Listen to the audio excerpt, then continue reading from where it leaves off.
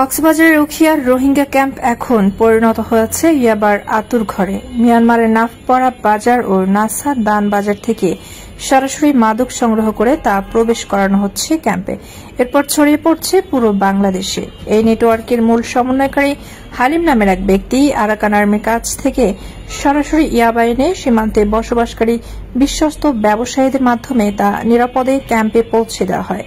অনুসন্ধানে জানা গেছে হালিম গ্রুপের হয়ে ক্যাম্পের ভেতরে সক্রিয় রয়েছে অন্তত 23 জন সদস্য।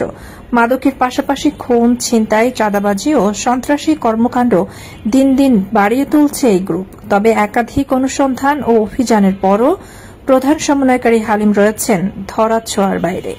রোহিঙ্গা ক্যাম্পের বাসিন্দারা বলছেন, ইয়াবা তাদের সন্তানদের ভবিষ্যৎ ধ্বংস করছে। প্রতিদিন বাড়ছে অপরাধ। প্রশাসন যদি দ্রুত ব্যবস্থা না নেয় তাহলে রোহিঙ্গা ক্যাম্পে রক্তপাত আরও বাড়বে।